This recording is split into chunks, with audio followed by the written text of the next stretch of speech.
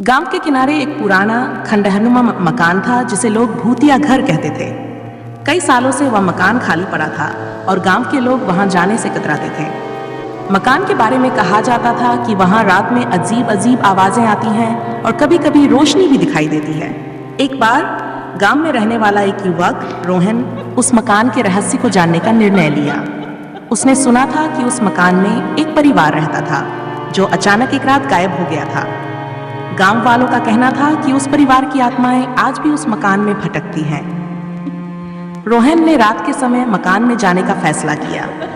जैसे ही वह मकान के अंदर दाखिल हुआ, उसे एक अजीब सी ठंड महसूस हुई। मकान के दरवाजे और खिड़कियां चरमरा रही थी और कहीं दूर से किसी के रोने की आवाज आ रही थी। रोहन ने अपनी टॉर्च जलाई और धीरे धीरे मकान के अंदर बढ़ा। जैसे ही वह पुराने ड्राइंग रूम में पहुंचा, उसकी टॉर्च की रोशनी एक पुराने दर्पण पर पड़ी। दर्पण में उसने देखा कि पीछे कोई खड़ा है। उसने जल्दी से मुड़कर देखा, लेकिन वहां कोई नहीं था। रोहन का दिल तेजी से धड़कने लगा।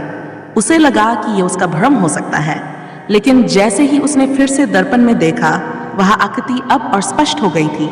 डर से कांपते हुए रोहन ने मकान छोड़ने का निर्णय लिया, लेकिन जैसे ही वह बाहर की ओर दौड़ा, दरवाजा खुद ब खुद बंद हो गया। उसने दरवाजे को जोर से खींचा, लेकिन वह हिला तक नहीं।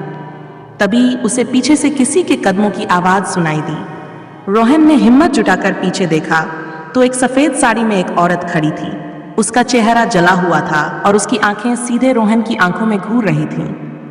रोहन डर से चिल्लाया और तभी वह औरत जोर से हंसने लगी। उसकी हंसी इतनी भयानक थी कि रोहन के होश उड़ गए।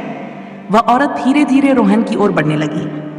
रोहन ने भगवान का नाम लिया और किसी तरह अपने को संभालते हुए दरवाजे की ओर भागा। उसने जोर से दरवाजा खोला और बाहर की ओर दौड़ पड़ा।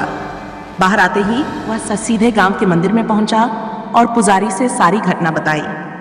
पुजारी ने कहा कि वह औरत उसी परिवार की थी जो इस मकान में रहता था। उसकी मृत्यु आग में जलकर हुई थी और तब से उसकी आत्मा मकान में भटक रही थी। रोहन ने उस दिन के बाद कभी उस मकान की तरफ मुड़कर भी नहीं देखा और गांव के लोगों ने भी उसे वहां जाने से मना कर दिया। मकान अब भी वहां खड़ा है, लेकिन उसकी कहानी हर गांव वाले के दिल में खौफ पैदा कर देती है।